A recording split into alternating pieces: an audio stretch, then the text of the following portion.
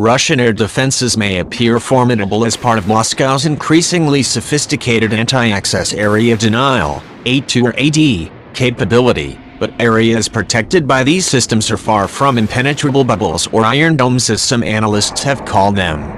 While it is true that a layered and integrated air defense may effectively render large swaths of airspace too costly in terms of men and materiel to attack using conventional fourth-generation warplanes such as the Boeing F-18 Super Hornet or Lockheed Martin F-16 Fighting Falcon, these systems have an Achilles heel.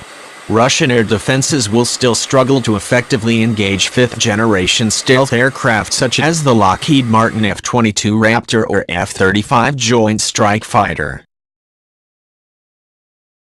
In terms of establishing viable air defenses against opponents with fifth-generation aircraft, it's quite clear how Russia is trying to tackle the problem of stealth, said Mike Kaufman, a research scientist specializing in Russian military affairs at CNA Corporation during an interview with the National Interest.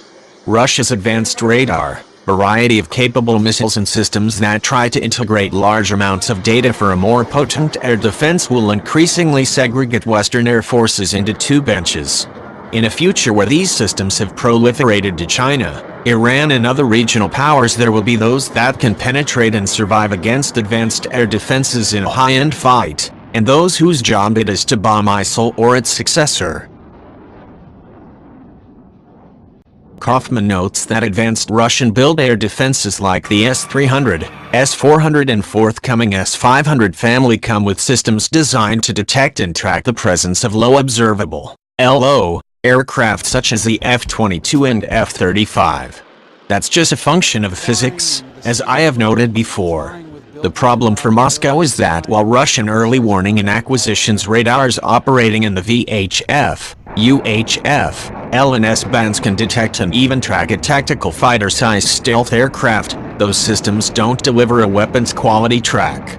Russia has invested in low-band early warning radars, with some great variants out there, but can it use these to put a good picture together, and process it to develop a track against low-observation aircraft? Kaufman asked rhetorically.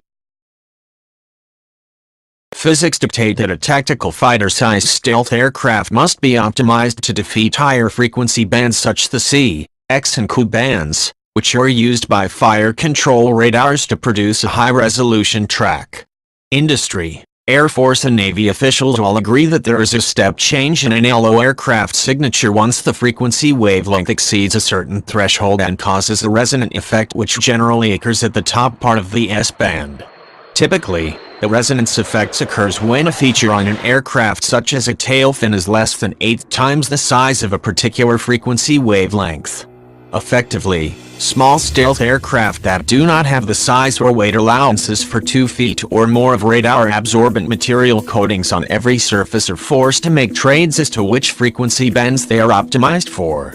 That means that stealthy tactical fighters will show up on radars operating at a lower frequency band such as parts of the S or L band or even lower frequencies.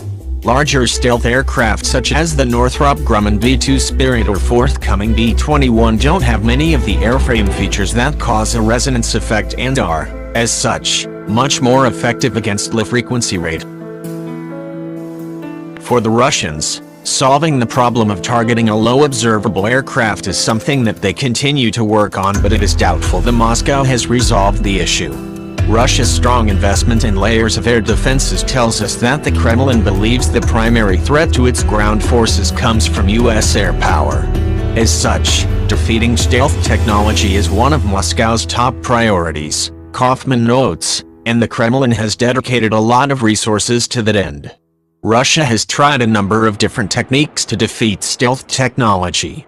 Among those is trying to develop a tight integrated air defense network with multiple radars trying to look at the same aircraft from different directions, but how effective those efforts have been is an open question. It's great being able to see an aircraft, or parts of it, but getting accuracy such that you can confidently get a missile near the target is the primary challenge, Kaufman said. While the Russians and the Chinese have not yet cracked the problem, it is clear that stealth is becoming much less of an advantage over time, though perhaps no less expensive in acquisition. Eventually, Moscow will find a solution to the stealth problem as the cyclical struggle between offense and defense continues ad infinitum. It's just a matter of time.